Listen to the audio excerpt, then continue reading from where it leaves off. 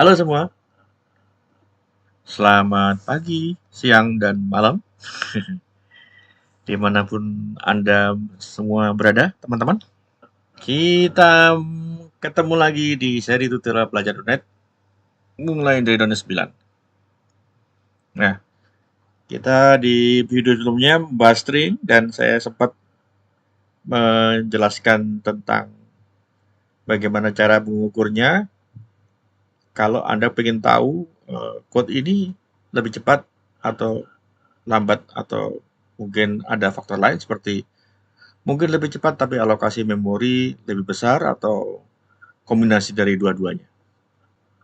Di video sebelumnya, saya sudah singgung tentang membandingkan substring dengan span. Kalau tujuannya hanya untuk benar-benar mengembalikan string dari substring dan string dari si span, tentunya kelebihan dan kecepatan span yang selama ini sering dijadikan contoh di berbagai macam artikel online itu tidak masuk akal, karena tetap aja lambat. Dan ini kita akan coba gali lebih dalam lagi, karena di video sebelumnya saya sudah sempat menyinggung tergantung kasus apa yang kita mau achieve atau kita mau hasilkan, atau tujuannya apa, bahwa sesungguhnya contoh kalau kita mau pakai span atau span, yang dalam hal ini itu kasusnya itu dia mengembalikan read only span. Karena kalau kita mengembalikan span agak tidak masuk akal, karena si span sendiri itu dia sifatnya mutable atau bisa diutak-atik atau bisa diubah, sedangkan read only span sesuai dengan namanya itu adalah span yang hanya bisa dibaca. Jadi setelah pertama kali di create atau dibuat instance-nya, setelah itu sudah nggak bisa diapa-apakan. Dan sebetulnya itu sangat bagus, karena tentunya akan semakin minim bug ya kalau kita punya semacam variabel yang setelah kita declare atau setelah kita buat instance-nya sudah tidak bisa diutak-atik. Tapi itu akan menjadi bahasan di video lain. Sebetulnya teknik itu namanya teknik yang sudah cukup awam atau umum di functional programming. Oke, nama saya Eriawan, dan kita sekarang masuk ke episode 15. Lanjut string, saya akan mencoba jelaskan itu string itu span itu relevansinya bagaimana dan di mana, dan kapan kita memakai antara substring dengan span. Karena kalau menurut saya, seperti yang kesimpulan dari video sebelumnya, substring tetap aja saya akan pakai kalau saya memang tujuannya ngambil dari stringnya itu beberapa bagian dari stringnya aja, dan itu saya kembalikan dalam bentuk string. Karena hakikatnya substring itu ya seperti itu. Kalau hasil dari kembalian si substring itu kita butuh benar-benar stringnya, ya tentunya lebih enak pakai substring, karena benchmarknya itu yang di video sebelumnya sudah kita sama-sama lihat ya. Ya malah kalau pakai span jadi lebih lama waktunya. Dan string ini menarik karena string itu reference type. Walaupun dia behaviornya seolah-olah primitif, tapi dia adalah reference type. Dan ini kita akan coba atau mulai masuk ke bahasan apa itu reference type dan padanannya, dalam arti seperti kalau dibilang lawan kata juga kurang tepat ya, tetapi padanan konsepnya adalah selain reference type ada value type, di mana kalau reference type itu di C# dan di bahasa yang lain yang kita pakai di .NET ya, seperti VB, seperti F#, itu juga sebetulnya itu adalah kelas. Walaupun mungkin secara sintaks kalau di VB bisa pakai kelas, bisa modul, karena modul itu sebenarnya static class. Kalau di F# bisa juga dalam bentuk modul atau kelas. Cuma semantiknya F# itu agak sedikit beda ya. Tetapi setelah kita compile dalam AL-nya itu adalah kelas juga sebetulnya. Itu kenapa saya tekankan di sini kelas. Kelas di sini itu bukan dari sisi semantik bahasanya, tetapi dari sisi semantik apa yang ada di .NET. Dan setelah kita compile, bukan sebagai fitur bahasa. Walaupun itu sebetulnya representatif C# dan yang lainnya juga. Nah, ini kita mulai. Seperti biasa, video tentang saya itu teman-teman bisa lihat. Dan ini planningnya itu atau rencananya akan saya update dengan yang terbaru, karena di About Me ini masih menjelaskan saya sebagai dulunya itu pernah jadi MVP, dan sekarang alhamdulillah saya jadi MVP lagi. Karena pernah jadi MVP berarti pernah nggak jadi MVP, setelah itu sekarang kepilih MVP lagi. Dan saya juga akan menjelaskan hal-hal lain. Jadi teman-teman, penjelasan pengenalan saya, termasuk itu ada foto saya sama istri saya, itu bisa lihat di About Me ini di halaman depan channel Visual Studio ID. Visual Studio ID Dev. Oke.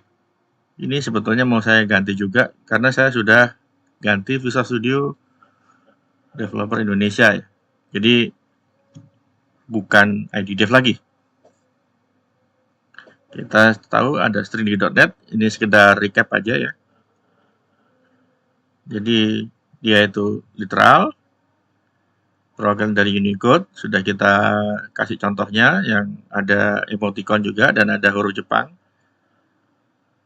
Dan immutable ya, jadi sekali kita buat instannya sudah nggak bisa diubah lagi. Kalau mau merubah harus bikin instan baru.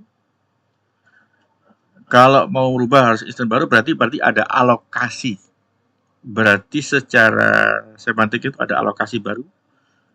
Dan string itu adalah kumpulan dari char.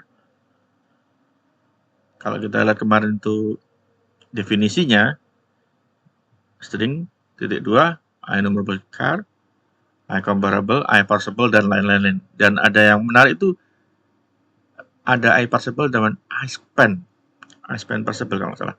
Dan itu yang menandai kalau string ini mendukung span. Sekali lagi ya, string ini mendukung span. Oke. Kita sekarang coba langsung ke demo. Kita lanjut yang kemarin, yaitu benchmark-nya.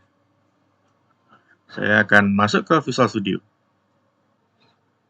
Nah, ini adalah benchmark-nya. Saya tambahkan beberapa code ya. Jadi untuk kasus dimana kalau misalnya kita append terus nggak dirubah ke toString ya, ini saya tambahkan lagi read only span, append tanpa toString. Ini metodenya saya kasih nama supaya semakin menunjukkan benchmarknya ngapain aja ya. Kalau kita lihat di code yang append tanpa toString ini tidak akan ada alokasi.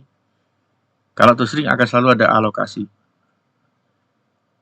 Terus ini ada konstruktor. Ya pasti ada alokasi karena dia bentuk string baru. Dan kalau kita lihat di sini saya pakai discard, di mana saya nggak peduli hasilnya append ini. Karena append ini mengembalikan read only span.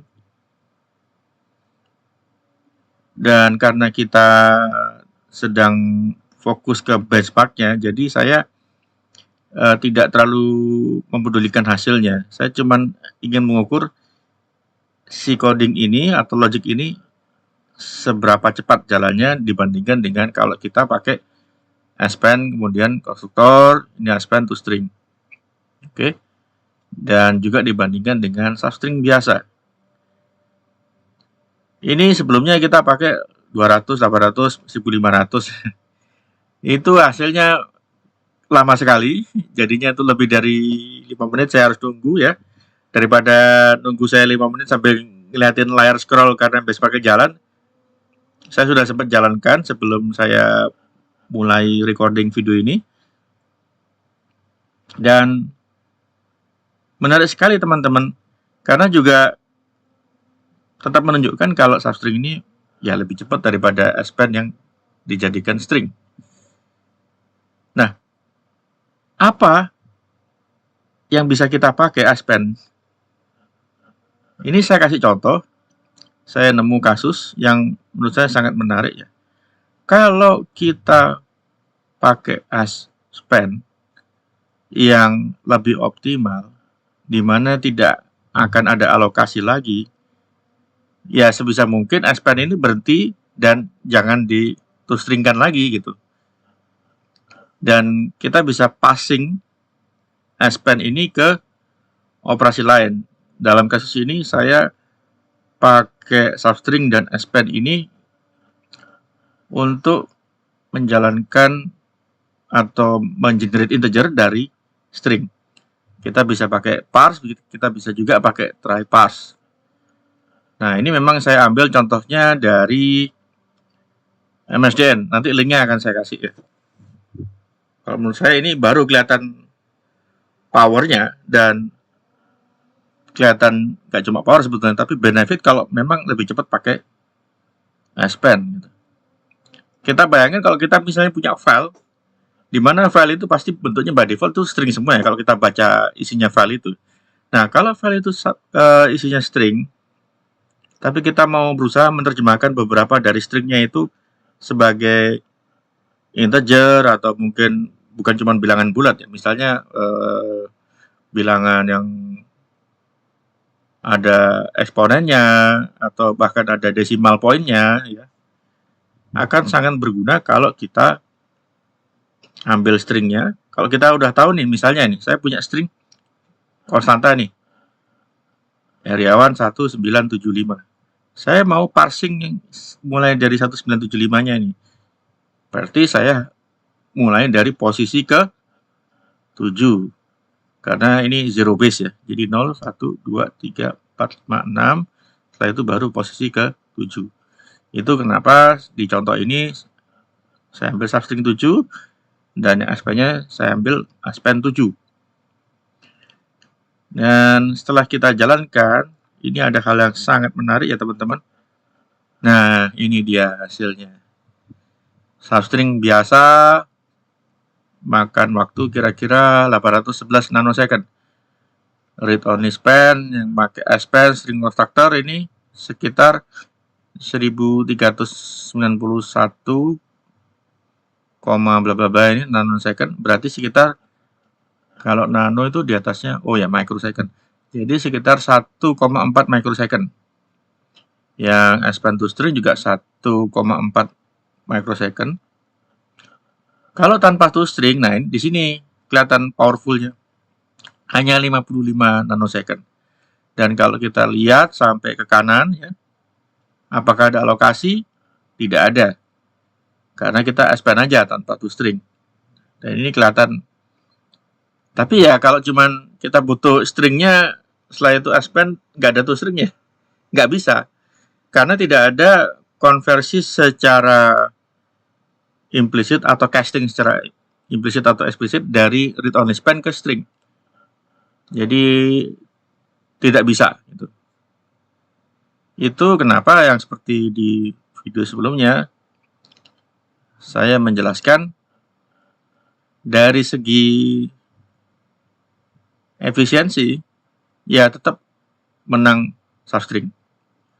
Kalau kita pakai loopnya 700 tetap menang substring.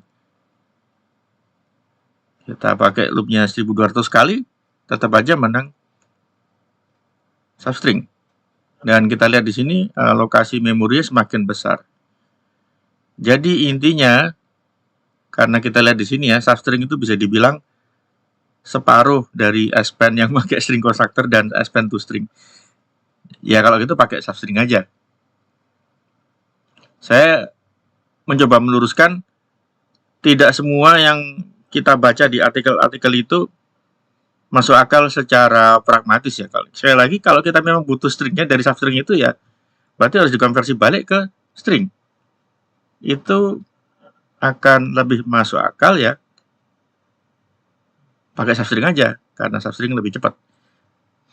Dan kalau kasusnya yang parse Ini luar biasa bedanya ya.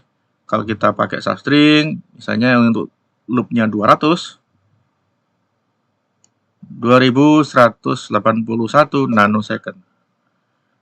Loopnya untuk 200 untuk S-Pen 1200. Jadi peningkatannya hampir 2 kali lipat lebih cepat. Dan yang menariknya, tidak ada alokasi memori. Sama dengan ini, tidak ada alokasi memori. Kita kembali lagi ke logiknya ya teman-teman. Logiknya tetap sama.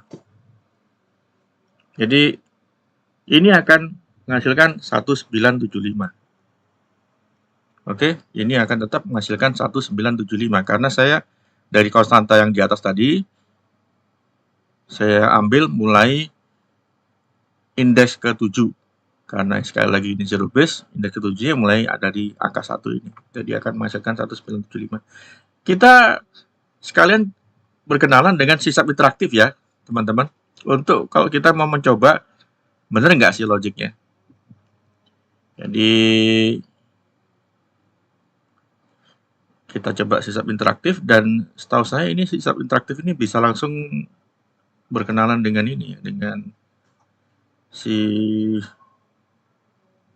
ini coba integer parse ya. Bisa langsung mengenali source code yang di atas ya, setahu saya. Tapi ya, mungkin saya salah. Oh iya, dia tidak kenal. Oke. Nah, gitu ya, kita tulis saja parse. Konstanta di atas kita copas saja isi literal string-nya.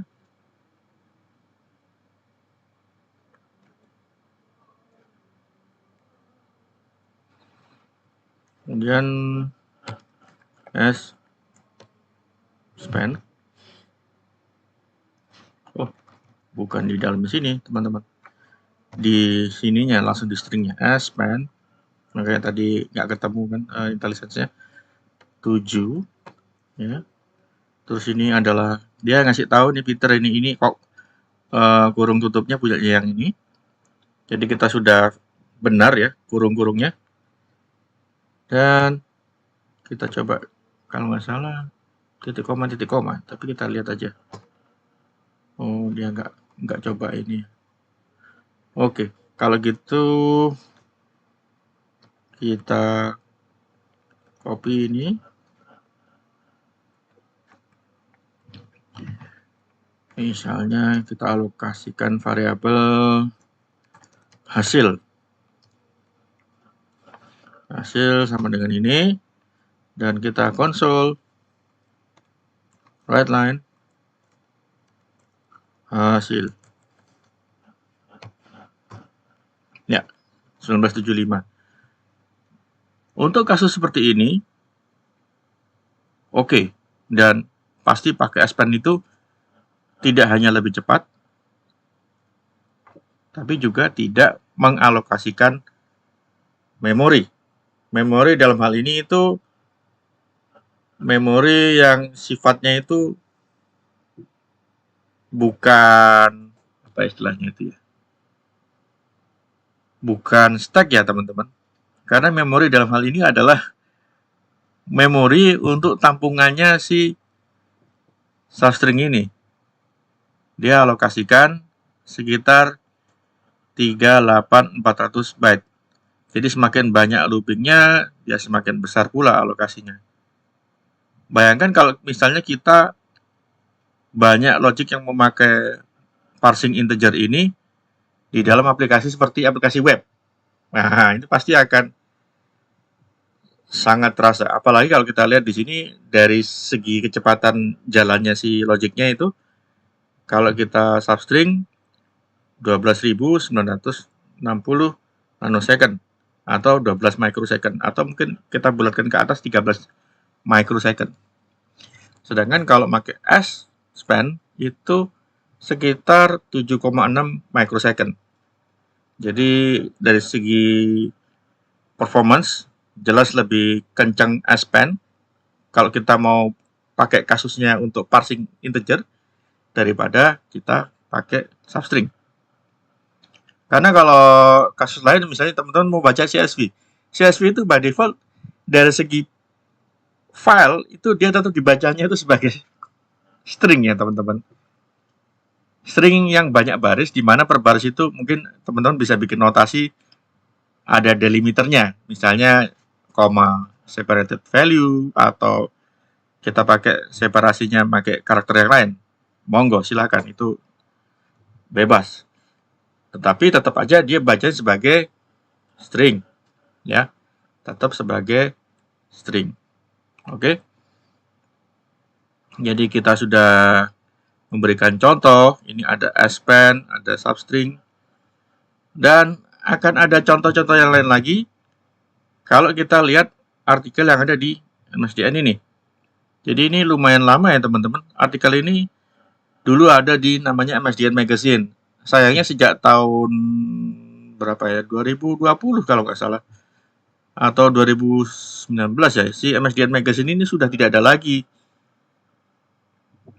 Jadinya tidak ada kayak semacam publikasi tiap bulan yang full fokus ke kontennya developer atau software development seperti ini.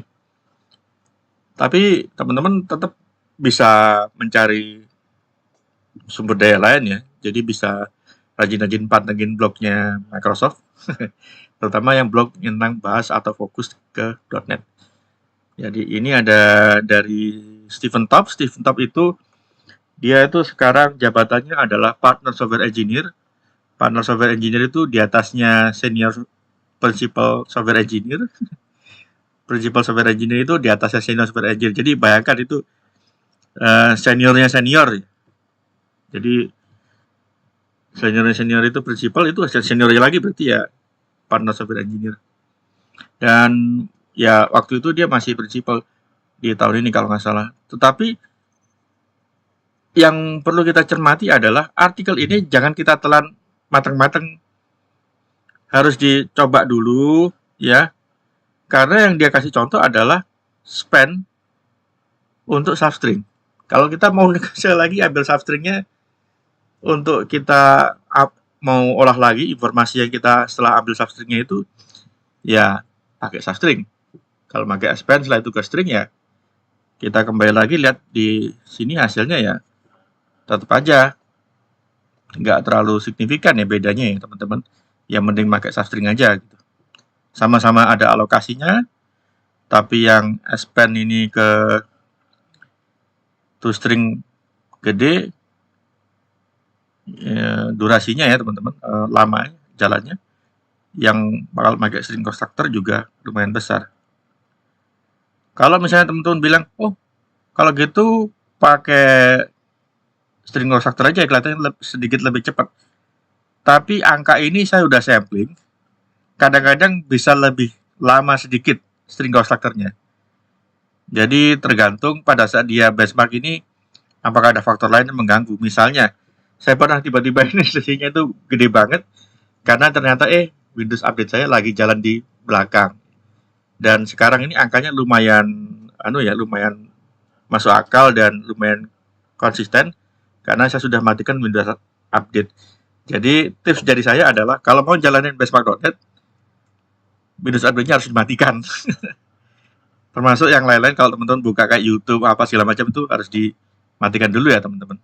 Karena biar CPU-nya dan prosesor yang lain-lain dan memorinya fokus untuk membenchmark apa yang teman-teman buat pakai benchmark.net. Oke?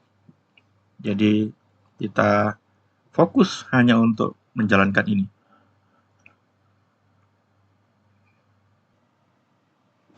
Oke. Jadi kita sudah mendemokan benchmark dari sisi yang substring dengan span untuk ambil stringnya. Benchmark parse memakai substring dengan span. Jadi kita sudah sampai ke sisi kesimpulan, tergantung kita mau melakukan apa tujuannya. Dan kesimpulannya selain itu adalah untuk berbagai macam problem kita tidak bisa memakai cara yang sama. Jadi ini yang seharusnya kita biasakan untuk jadikan kayak semacam bahan renungan ya teman-teman. Karena kalau peribahasanya itu, kalau kita tahu ada berbagai macam paku, tentunya alatnya atau perangkatnya atau perkakasnya tidak bisa pakai palu yang sama untuk semua jenis paku gitu. Jadi ini untuk menjadikan pelajaran terutama juga buat saya sebetulnya teman-teman, karena ya saya kalau dari dulu itu jujur saya agak terlalu nanti dulu saya pakai span karena saya prinsipnya satu, saya harus mengerti dulu. Bukan masalah ini lebih cepat atau tidak, saya tahu oke, dia tidak akan ada alokasi baru. Tetapi yang jadi pertimbangan selanjutnya adalah benarkah itu untuk berbagai macam kasus memang lebih cepat. Nah, itu. Yang jadi masalah itu di situ ya, teman-teman. Jadi kalau kita memang benar-benar mau ngambil string dari substringnya ya substring aja. Kita mau melakukan sesuatu misalnya parsing integer, boleh kita pakai span. Nah, pertanyaan selanjutnya adalah kenapa kok parse ini pakai span? Ya karena dia pasti ada semacam overload yang terima read only span. Jadi kalau kita ini Ctrl F12 ya atau Ctrl klik, ini ada parse di mana dia terima read only span. Dan selain itu parameter selanjutnya number style, iFormat provider. Ini kalau ada default value-nya seperti ini, number style sama dengan number style integer, iFormat provider sama dengan 0, berarti ini adalah optional parameter. Ini adalah sintaks yang sudah ada sejak ini ya teman-teman, sejak .NET Framework 4 ya. Jadi bukan hal yang baru sebetulnya. Kita lihat banyak contoh parameter yang ada value-nya selain ini. Seperti apa ini misalnya? Oh, nggak ada lagi ya. Oh, ini ada ini. Jadi read only span char format sama dengan default, iFormat provider sama dengan 0. Jadi dua ini adalah optional parameter untuk kasusnya metode reformat ini. Nah, parse itu kalau dulu ya sebelum .NET Core ya terutama ya, dan penekanan saya juga sebelum .NET Core 2.0 itu tidak ada dia mengenal overload read only span ini gitu. Satu itu. Terus kedua, kalaupun kita mau pakai di .NET Framework itu harus hati-hati ya teman-teman. Untuk lebih jelasnya kita coba lihat di ini adanya di sistem runtime. Tetapi kalau in32 ini kalau di .NET Framework adanya di MS Core Lib. Kita buka JetBrains ya. Ini ada MS Core Lib ya, runtime-nya versi 4. Tapi kalau kita klik ini sebetulnya dia versinya tetap benar versi 4.8 ya harusnya ini. Nah, ini dia 48. 481 bahkan. Nah, ini kita buka sistem. Kemudian in32. Nah, agak panjang scrollnya, oke ya. Dan kita cari parse. Tentunya lumayan banyak, tapi tidak sebanyak yang punya .NET Core ya. Nah, ini ada parse string, format provider, parse string, number style, parse string, number styles, format provider. Jadi ada 1, 2, 3, 4 overload. Yang tentunya parse string ini parse string biasa ya.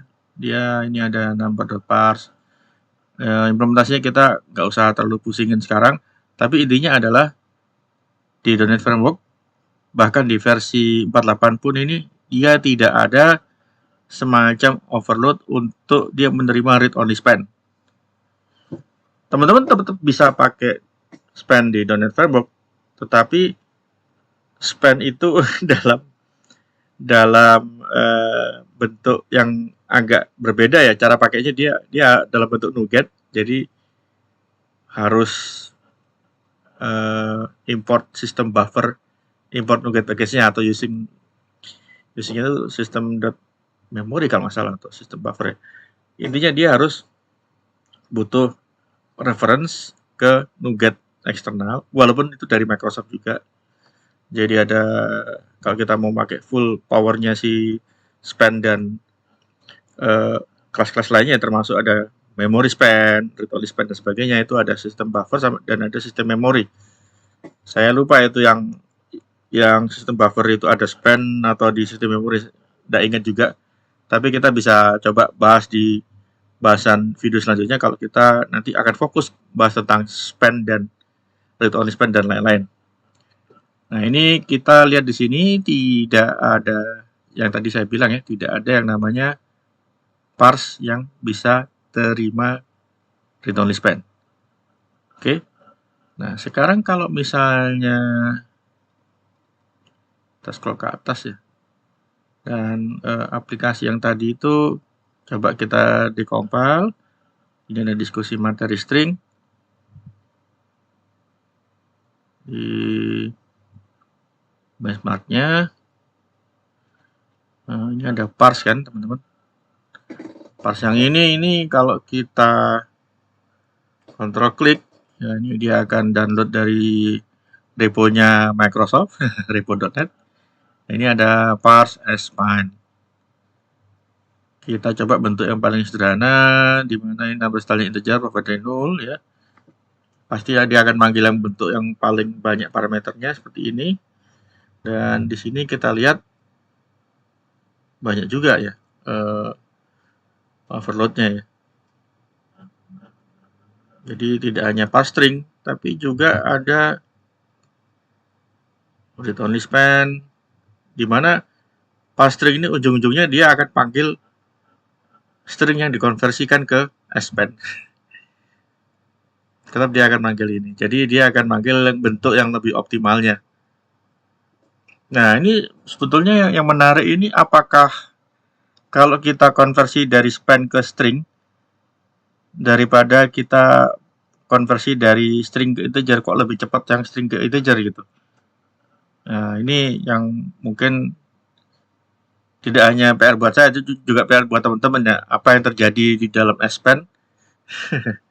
Kenapa kok dia lebih kenceng ya teman-teman?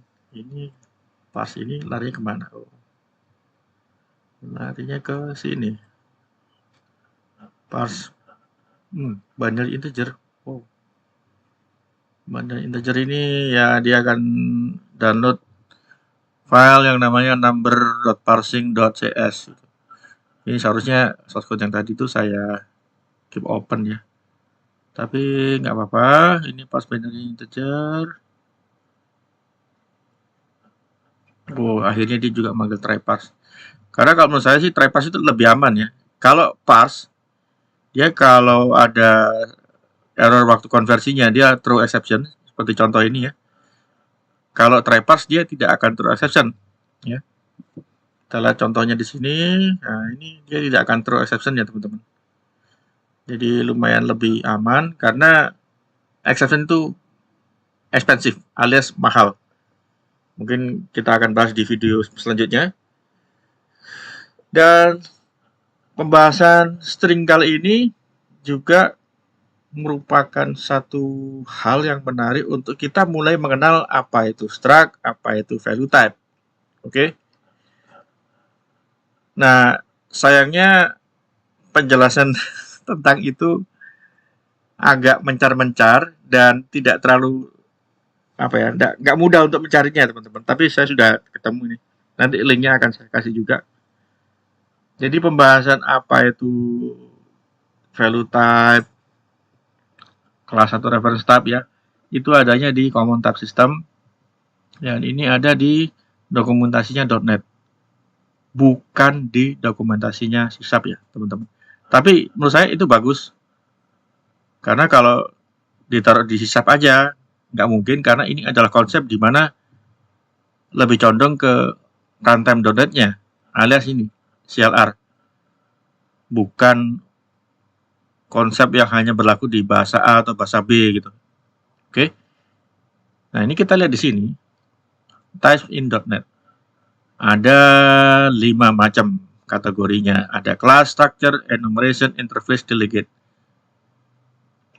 Nah, untuk konteks atau apa ya istilahnya itu sesuai dengan bahasan kita di video ini, kita hanya fokus ke value type dan reference type. Kalau class itu reference type. Nah, ini class is a reference type that can be derived directly from another class and that is derived implicitly from system.object. Jadi semua kelas itu pasti turunan dari system.object. Okay? The class defines the property that object, which is an instance of the class, can perform. Ada method, ada event, ada propertinya. Tapi teman-teman harus hati-hati ya, karena event itu bukan dari bagian teori object oriented. Nah, kenapa saya bahas itu OOP itu di awal-awal? Karena OOP di awal-awal itu adalah konsep yang mendasari semua type system yang di .NET itu sendiri. Makanya teman-teman harus tahu OOP-nya dulu, baru bisa mengerti kenapa kok class, structure, dan sebagainya bentuknya seperti itu. Nah, ini class adalah reference type. Kita lihat di sini ada berbagai macam bentuknya. Ada shield. Kalau shield berarti kelas itu tidak bisa diturunkan lagi. Ya. Kalau implements itu kita mau derive atau turunkan dari mana, atau mau implementasi interface yang mana. Kemudian ada abstract class, dan ini sudah kita bahas. Ini harusnya implements itu yang interface-nya. Kemudian ini ada inherit. Nah, kalau inherit ini kalau di C# itu sama ya dengan implement ya. Jadi sama-sama titik 2. Dan exported or not exported.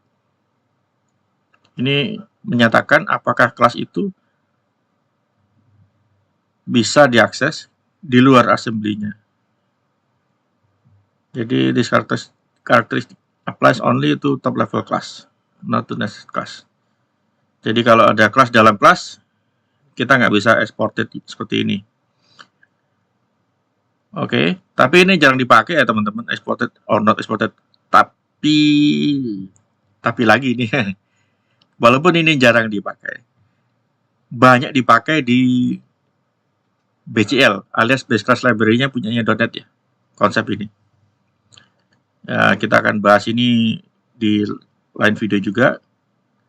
Banyak ya utang-utangnya. Oke.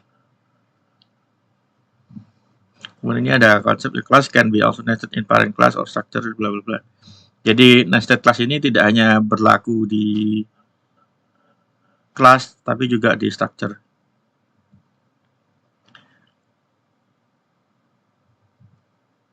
Dan kalau di .NET ya, ini ada pernyataan yang menarik ya. Dan menurut saya ini bagus banget karena ini menghindari kekacauan yang istilahnya kalau di dalam dunia OP itu ada diamond problem. Sebelum saya jelaskan diamond problem itu apa, kita baca dulu di sini. A class can implement any number of interface, but it can inherit from only one base class.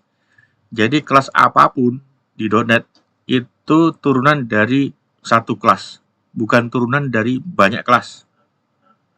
Ya, sekali lagi kata kuncinya turunan dari satu kelas. Misalnya saya punya kelas string, itu turun dari system.object. Tadi kita sudah lihat dibahas di sebelumnya. Saya punya kelas misalnya string extended. String extended turun dari string gitu misalnya. Nah, turun dari string di mana string itu turun dari objek.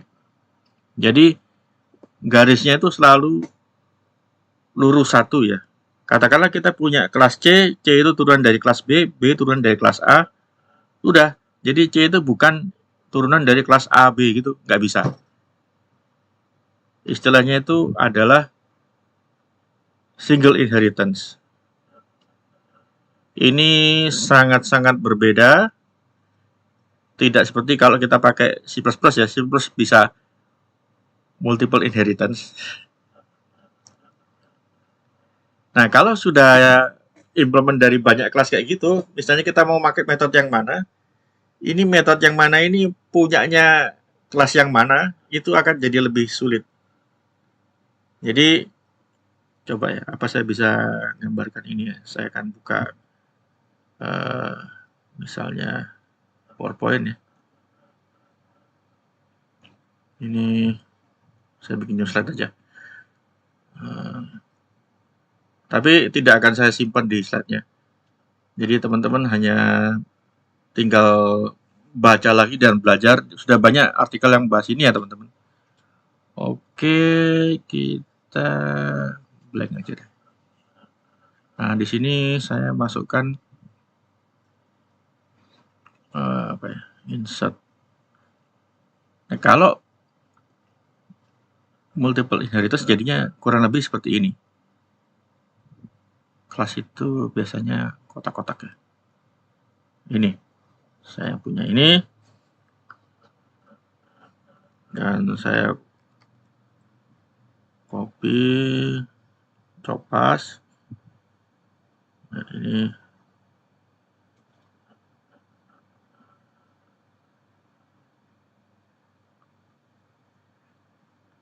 kurang lebihnya seperti ini ya teman-teman. Untuk mengilustrasikan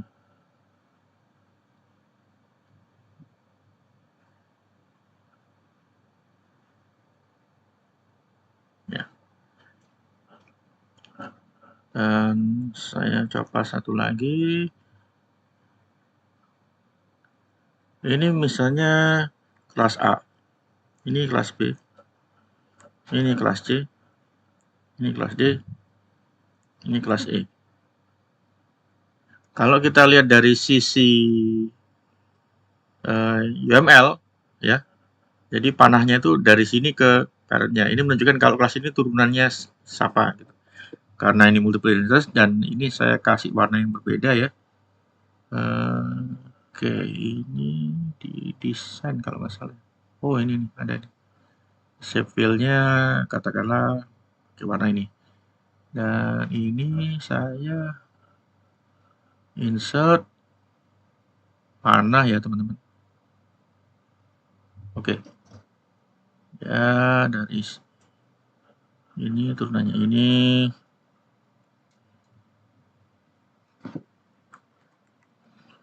Ya juga yang ini juga turunannya ini. Turunannya C juga. Ups.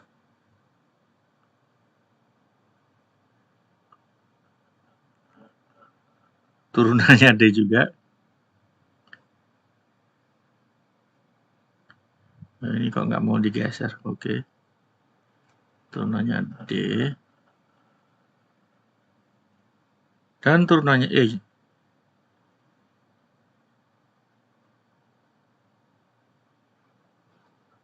Nah. Dengan begini kita akan susah melogikakan. Ini misalnya saya kasih nama ABCDE ya. Supaya menggambarkan atau memvisualisasikan turunannya ABCDE gitu. Nah, kalau masing-masing kelas ABCDE itu ada nama metode yang sama, ya ini nggak bisa kita langsung pakai, meskipun misalnya ada cara untuk manggil explicit metodenya gitu. Tapi yang harus kita ingat ya, explicit metode itu hanya bisa kalau kita implement interface ya, teman-teman. Jadi untuk menjelaskan kelas itu implement interface yang mana. Karena dengan adanya ilustrasi di mana kalau misalnya binatang itu katakanlah dia tidak hanya bisa bernapas, bisa berjalan, bisa berlari, bisa terbang dan sebagainya, itu berarti dia bisa mengimplementasi behavior dari interface-interface yang kita definisikan, misalnya apakah dia itu able to run atau runnable, misalnya able to walk atau walkable, misalnya Selain itu breathable, dia bisa bernafas dan bisa lain-lain. Itu make sense. Kalau kelas dia sudah ada concrete implementation-nya dan akhirnya sangat susah untuk kita melogikakan ini gitu. Sorry, ini kenapa kok jadi diamond ya? Jadi kita buat contoh kasusnya kenapa kok itu namanya diamond problem. Saya akan bikin satu kelas lagi, di mana kelas ini saya kasih nama beda ya, parent misalnya, atau parent 1. Di mana kelas parent 1 ini adalah parent kelasnya atau super kelasnya kalau di Java ya, atau kalau di C# itu base class dari AB gitu misalnya, atau dari A dan C. Jadi akan semakin susah untuk kita untuk merasionalkan ini behaviornya itu behaviornya siapa satu dan dia sebagai apa. Misalnya begini ya. Ini dia turunan dari C. Nah, ini yang salah satu contoh paling sederhana diamond problem, tapi tentunya tidak sesederhana ini ya teman-teman. Jadi teman-teman bisa cari misalnya di YouTube ya. Saya kasih contoh kata kuncinya. Ini saya buka YouTube. Nah, itu ada nama channel saya. Visual Studio Indonesia. Oke, saya buka YouTube dan kita cari diamond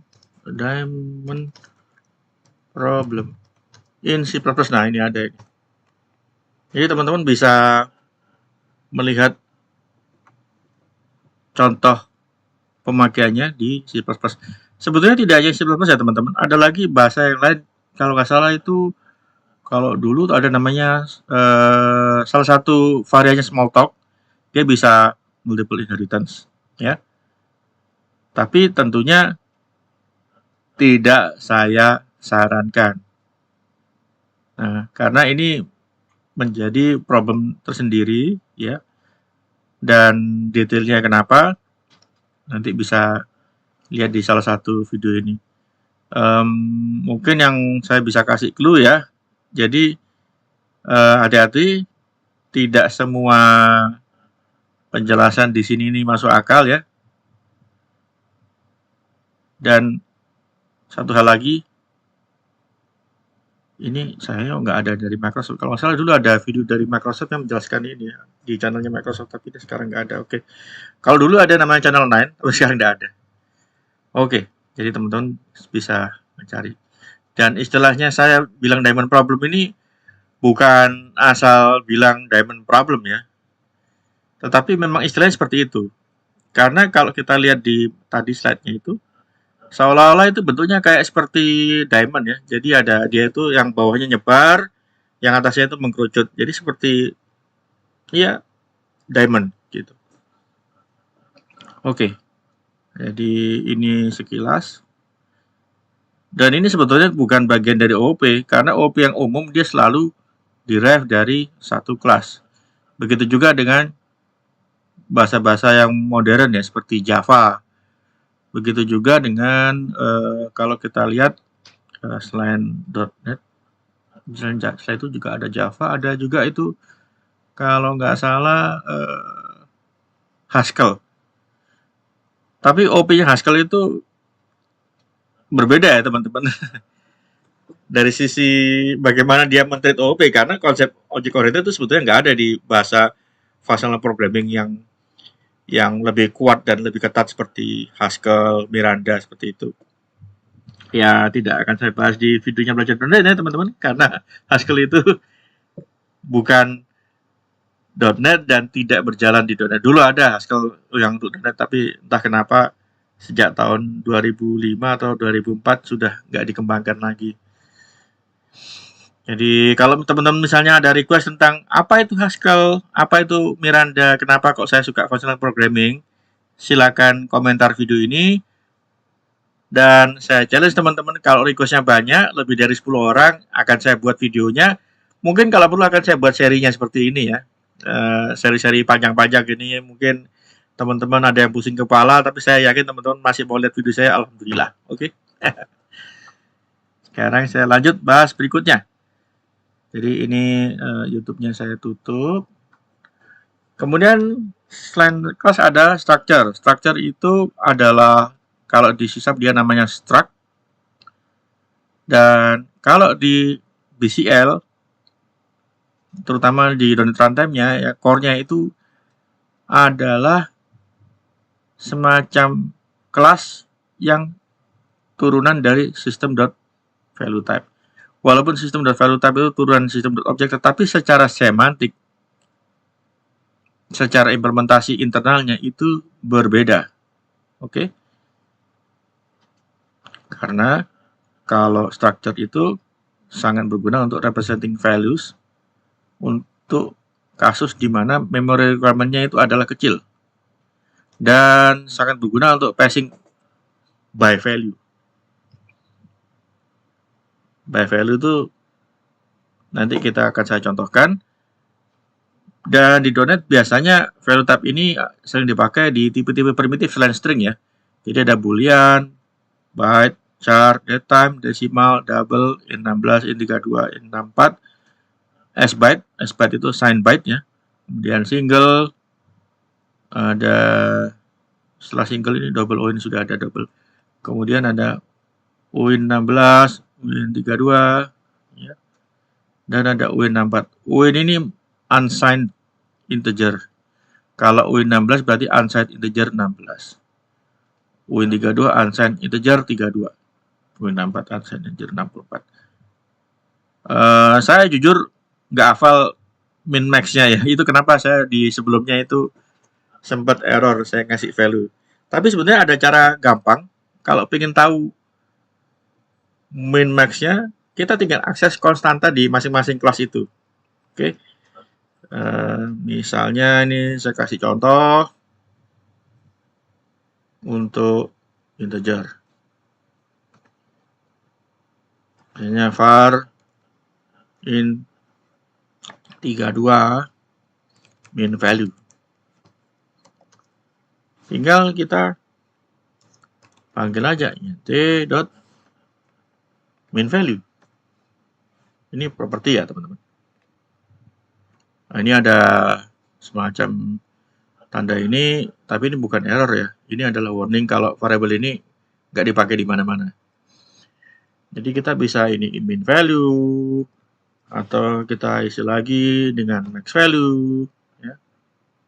Untuk max value ini keterangannya ini ada karena dia konstanta, maksimal ini 2 miliar, 147 juta.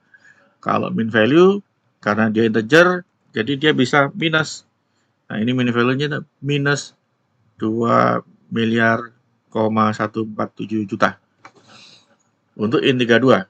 Misalnya kalau kita pengen tahu yang kemarin saya gagal itu int 16 atau sort ya. Int 16 min value. Tentunya ini jadi minus ya. Kalau ini 16 itu kalau di C# itu keywordnya adalah sort. Nah, sort kita bisa isi min value. Ya. Ini min value-nya minus 32.000, minus 32768. Kalau max-nya kita lihat max-nya 32767. Jadi kalau lebih dari ini ya error. Oke. Tentunya setelah int32 itu ada yang namanya int64 dan ada juga yang versi unsigned-nya. Kalau unsigned berarti tidak ada minusnya. Jadi kita bisa coba di sini.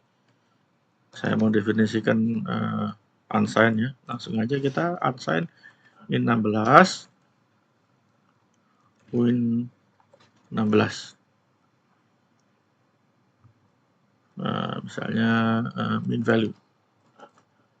Min value sama dengan win 16 dot min value. Nah, ini karena tidak ada negatifnya, pasti min value-nya 0 semua. Dan ini juga berlaku untuk bukan ini lagi, untuk UIN 32, UIN 64. Jadi berlaku juga. Nah, itu ada tipe data namanya byte. Byte itu pasti unsigned ya, teman-teman. Jadi jangan sampai salah.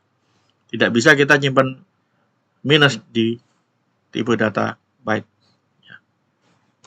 Contoh byte. Ini ada byte max value, ya. Max value-nya ini 255. Kalau kita min value-nya 0. Nah, tidak bisa menyimpan negatif. Jadi itu salah satu cara untuk ngeceknya, teman-teman. Ini semua byte, win 16 dan sebagainya itu adalah value type. Kalau kita lihat implementasinya, termasuk yang win 16 ini adalah struct.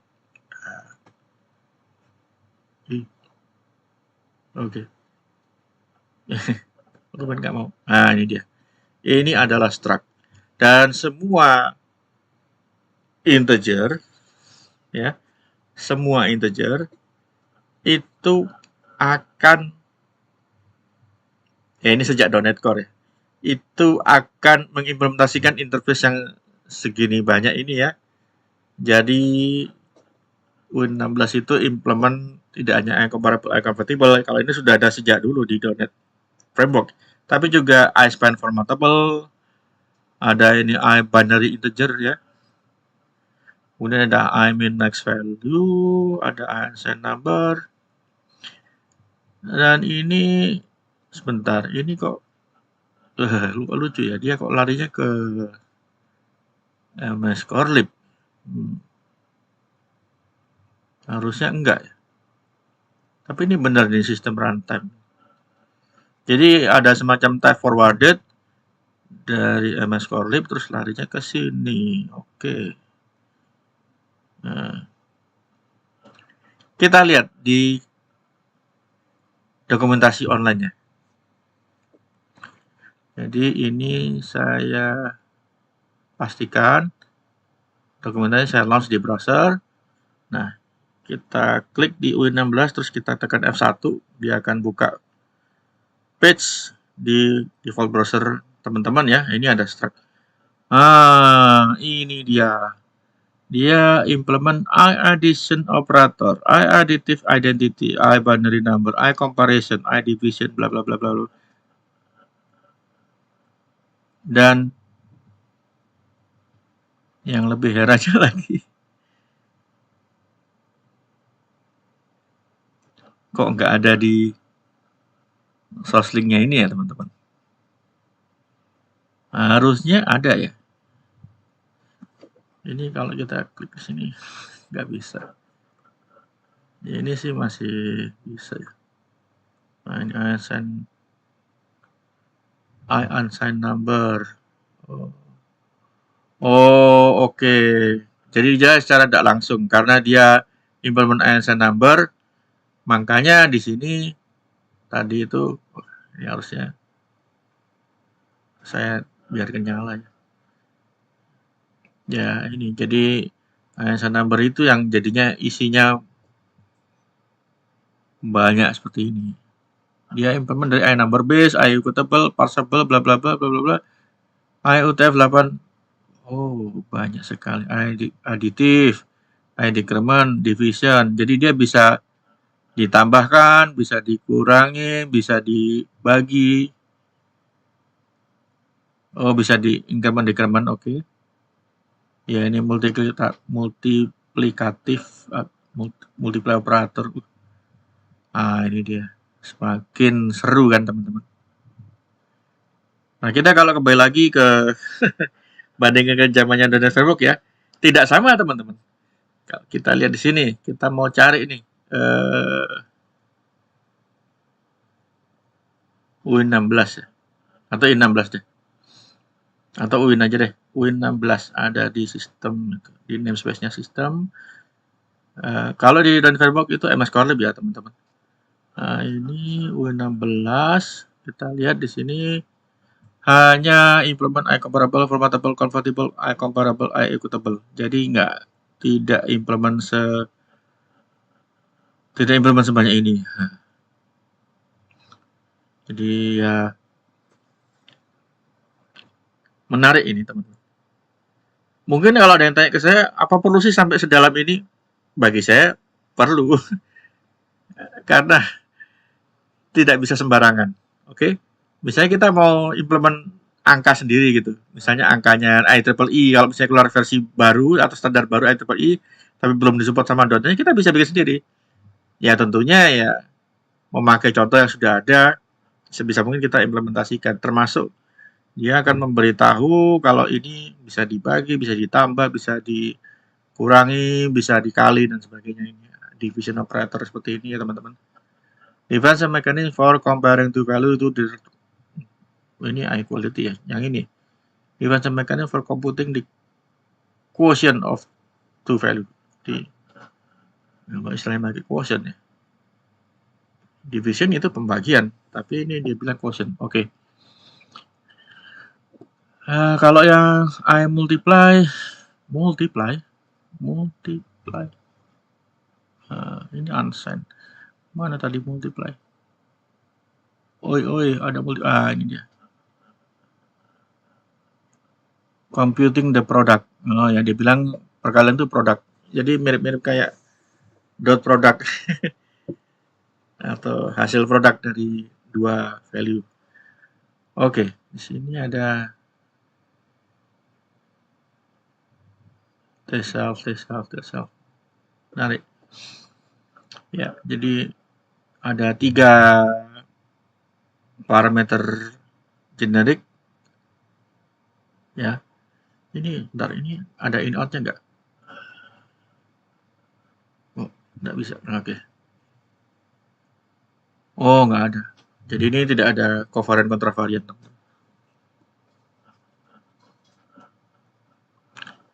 Menarik. Kemudian kita lihat bahasan selanjutnya. Bukan ini. Mana tadi? C# .NET Interpolation. Ini kita tidak bisa. Oke, ini dia. Common Type System. Structures dari atau turunan dari value type. Dan value type itu kalau di .NET disimpannya di stack. Disimpan di stack. Ya. Kemudian salah satu fakta yang menariknya adalah semua value type itu sealed. Jadi kalau kita udah define struct-nya boolean, ya nggak bisa diturunkan lagi teman-teman. Boolean, byte, char ini nggak ada turunannya, karena memang tidak bisa. Jadi secara konvensi dan secara semantik, bukan semantiknya C# ya, semantiknya .NET. Dan semantiknya .NET itu mendikte seperti itu, otomatis bahasa-bahasa yang berjalan di atasnya si .NET itu sendiri harus nurut. Jadi tidak bisa menurunkan lagi struct. Jadi harus hati-hati kalau teman-teman mau mendesain sesuatu pakai struct. Kemudian selain struct ini ada katanya enumeration. Enumeration itu enum. Dan sebetulnya ini bukan tipe yang berbeda 100%. Enum ini adalah value type juga gitu. Kita lihat definisinya enum ini ya di dokumentasinya. Nah, kita akan lihat di sini dia turunan dari value type. Nah, ini sama aja. Bukan. Tapi ini sebentar, public abstract class enum.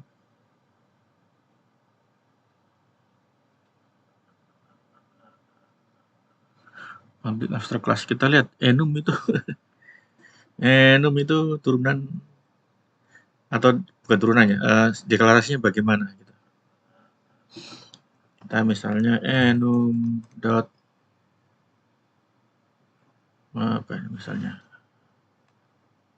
parse toString kita toString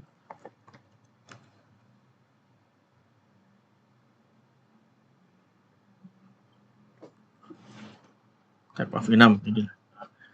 Karena saya hanya mau lihat deklarasinya ini.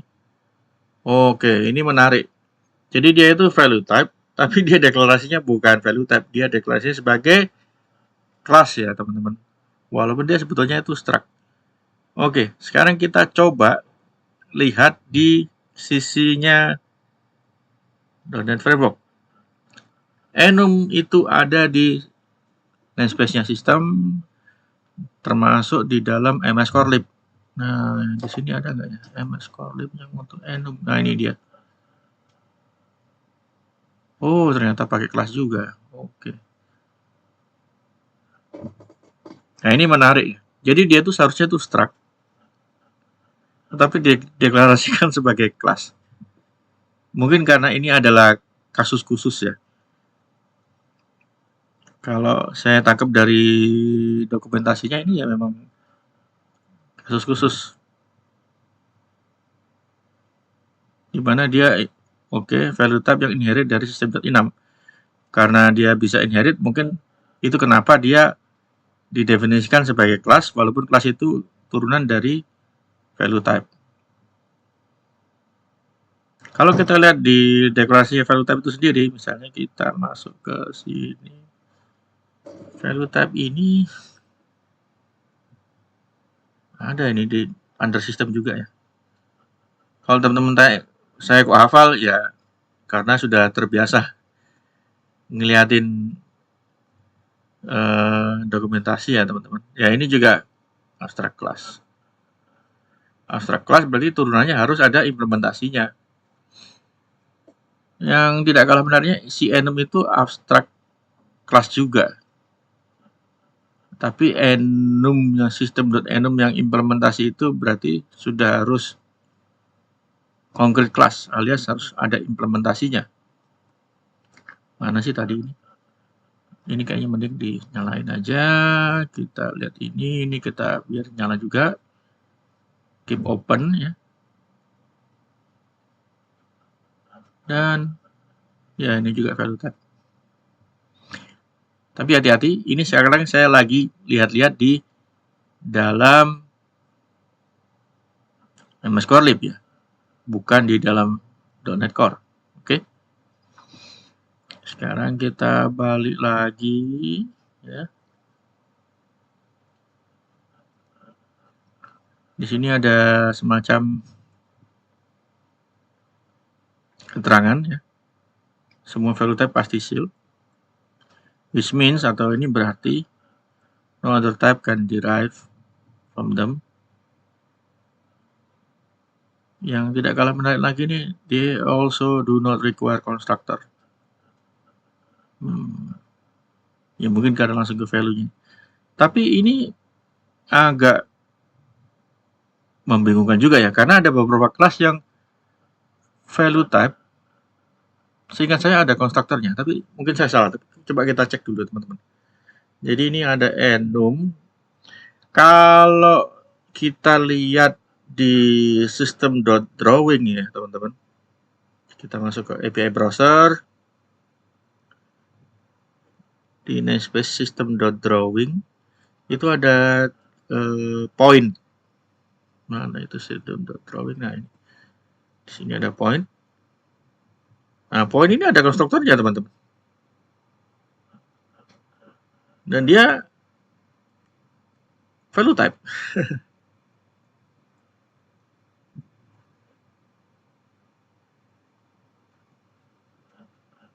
Jadi penjelasan ini, they do not require constructor. Tidak terlalu jelas ya. Oke, mungkin akan saya catat dan saya janjikan feedback ke Microsoft ya. Karena ini menurut saya tidak dibilang jelas juga nggak terlalu jelas, dibilang tidak konsisten bisa jadi, karena seharusnya jangan langsung dibilang all value type are sealed ya teman-teman. Oke, kita sudah bahas enumeration. Contohnya enumeration itu misalnya kalau di .NET itu contoh gampangnya apa ya? Contoh gampangnya kita lihat misalnya ini kalau di mungkin di system.draw, setahu saya system.draw ada enumnya. Non color bukan ya. Oh, ini dia non color. Non color itu menjelaskan skema warna di operating system. Jadi misalnya, tapi ini tidak asal skema warna. Jadi kayak GUI. Jadi kalau di Windows itu ya Windows, GUI-nya Windows. Kalau di Linux itu di X window-nya Linux, atau mungkin teman-teman pakai GUI yang lain ya. Intinya dia akan mencoba mendefinisikan warna untuk penamaan masing-masing komponennya. Jadi misalnya gini, ini ada misalnya kontrol. Nah, ini misalnya ada kontrol itu kayak button ya, kayak gini-gini ya. Ini warnanya apa? Ada warna desktop ya, tapi ini desktop background ini biasanya. Kemudian ada warna menu ya. Menu itu seperti ini ya, menu ini. Dan ada warna scroll bar.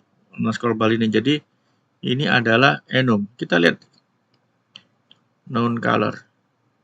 Tapi ini tidak bisa saya pakai langsung karena saya tidak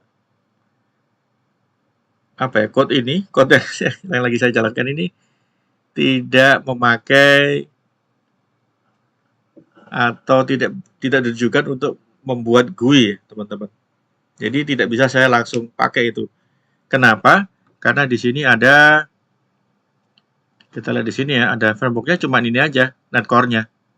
Jadi minimalis. Kalau saya mau pakai untuk GUI yang kayak tadi itu, berarti saya harus definisikan di dalamnya entah itu WPF atau WinForm. Ya, seperti ini ya. Jadi kita akan pinjam si WinForm ini. Untuk di sini kita sebentar, ini tekan F7 untuk view code-nya.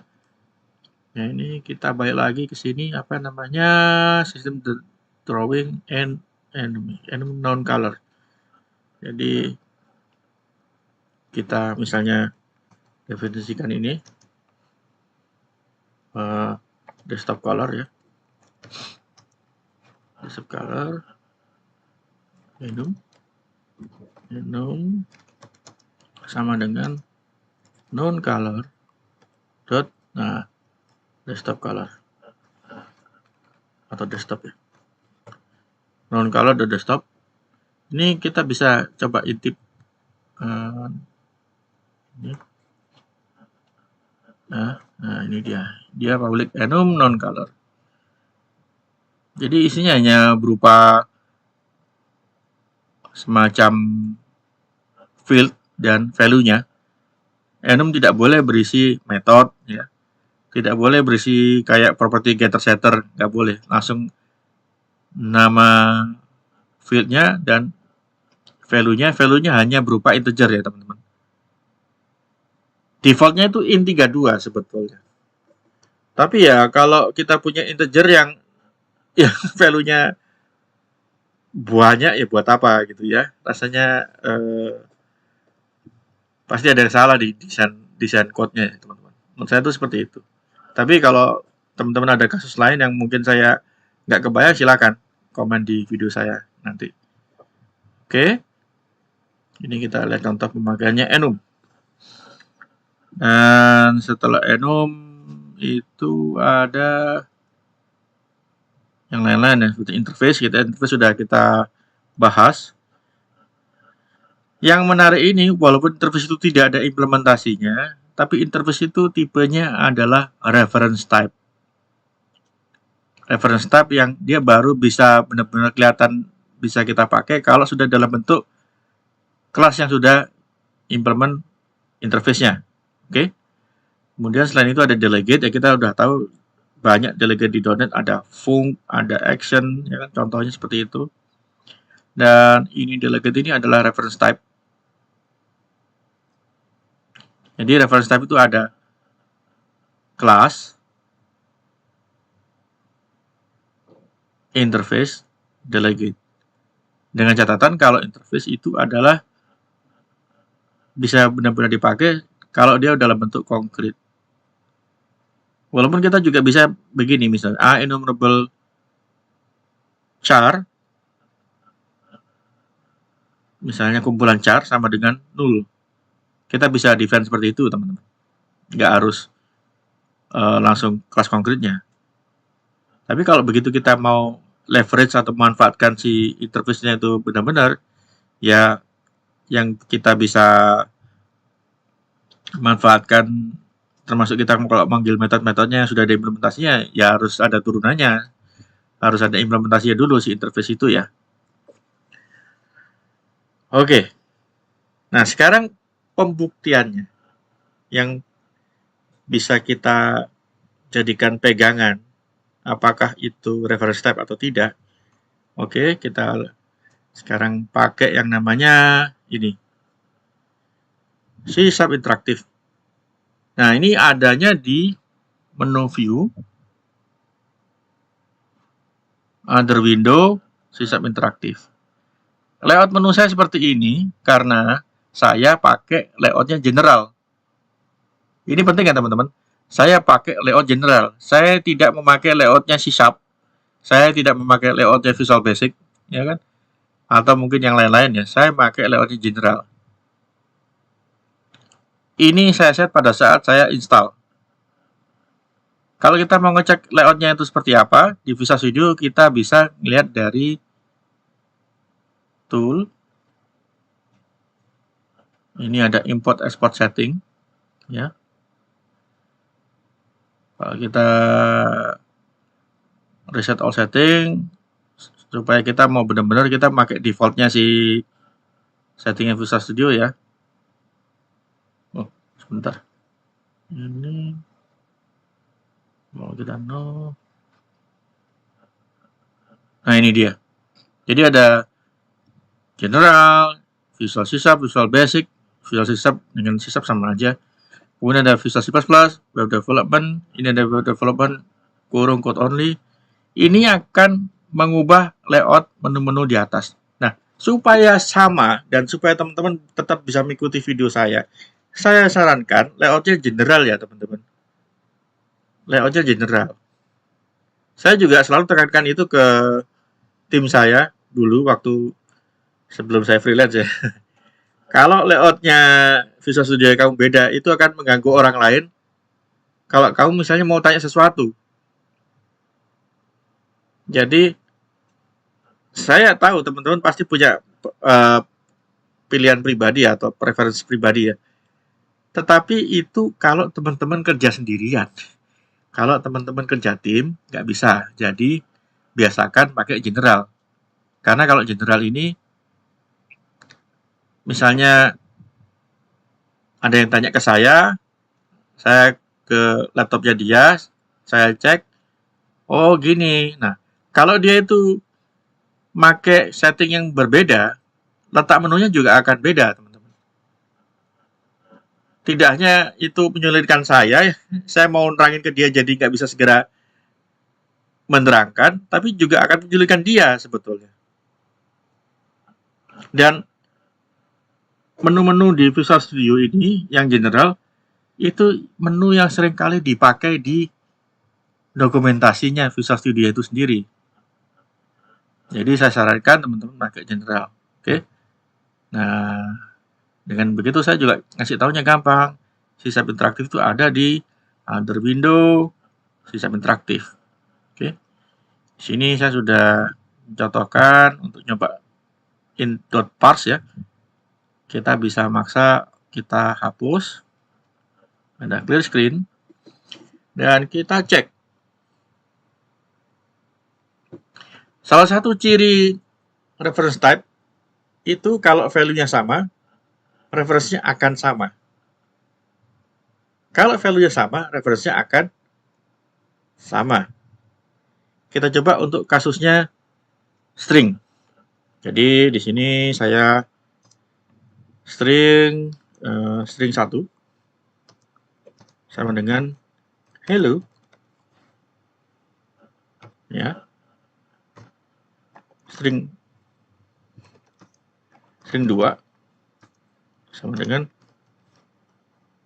hello. Nah, ini kita lihat ya. Value-nya sama nih, hello. Tapi variabelnya beda. Sekarang kita cek. Apakah dia itu secara reference sama atau equals gitu ya. Nah, ini kita bool atau boolean ya. Bool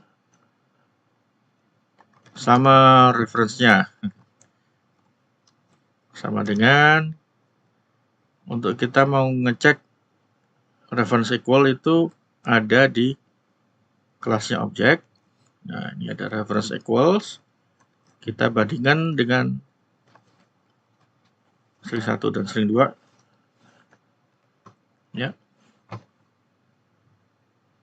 Kemudian kita coba cetak.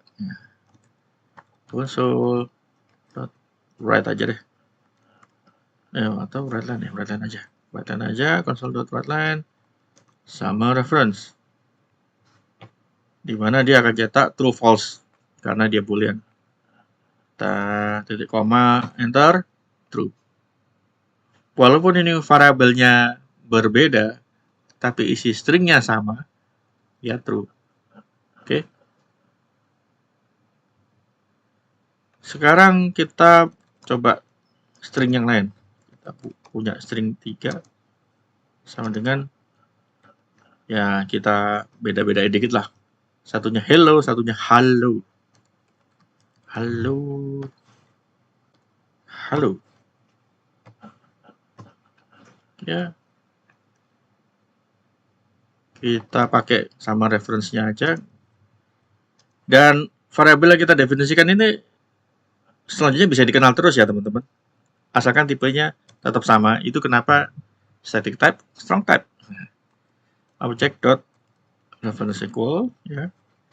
Kita bandingkan string 1 dengan string 3. String 3. Dan kita cetak console writeline sama reference-nya. Nah, ini baru tidak sama.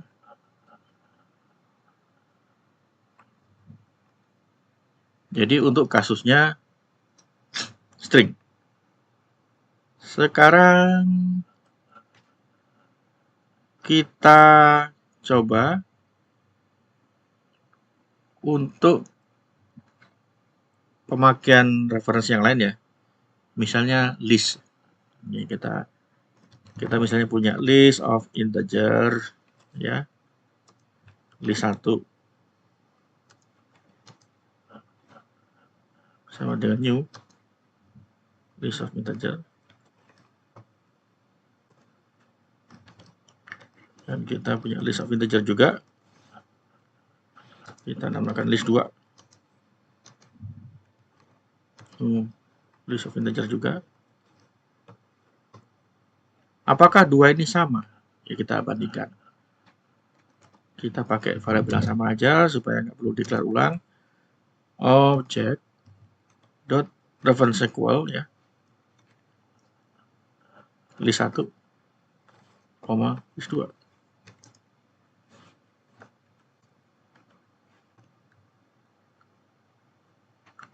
Kemungkinan besar mungkin teman-teman mikirnya, oh ini seolah-olah true. Belum tentu, tapi kita lihat aja. Console.writeline 1, list 2.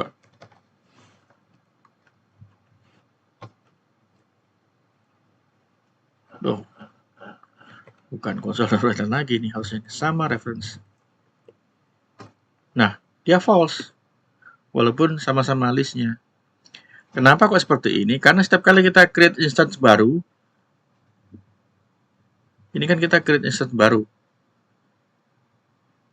Selain string, dia reference-nya tidak sama ya teman-teman. Akan sama kalau begini. Misalnya kita list 1, list 2 ya. List 2 sama dengan kita isi value dari list 1. Ini seharusnya sama ya, tapi ya kita coba. sama reference sama dengan object dot reference equals apakah list 1 reference equal dengan list 2. Dan seperti biasa kita console write line true ya. Jadi kita lihat kalau kita lihat ada assignment seperti ini, sebetulnya yang penting adalah reference-nya jadi sama. Jadi pointernya atau pointingnya tetap sama antara list 2 dengan list 1. Kalau yang di atas begini nggak sama ya. Jadi hati-hati ya teman-teman. Kalau string, kalau value-nya sama-sama hello gini ya, dia jadinya reference equal-nya sama. Tapi kalau yang list tidak sama. Kecuali kalau kita assign. Ya, kita assign list 1, list 2 seperti ini. Ini bukan berarti hello ini karena value-nya sama ya. Ini karena reference equal-nya sama. Dan ada yang namanya mekanisme string intern. Jadi nanti kita bahas di video berikutnya. Intinya sekarang ini saya pakai string dan lain-lain untuk menjelaskan reference equal. Jadi kalau kita isi value-nya ini ya, jadinya reference equal-nya sama. Kalau kita punya integer, misalnya ini bilangan 1 sama dengan 10. Bilangan 2 sama dengan 10. Terus kita lihat object dot reference equal bil 1 koma bil 2. Terus kita cetak.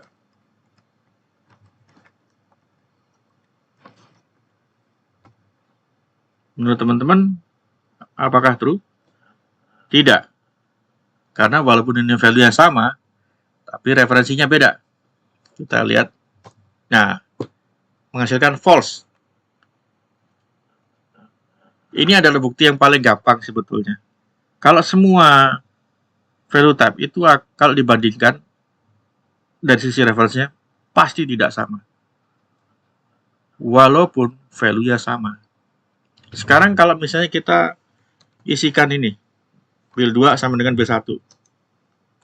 Nanti pasti tetap tidak sama referensinya. Sama dengan bil 1. Dan kita bandingin lagi.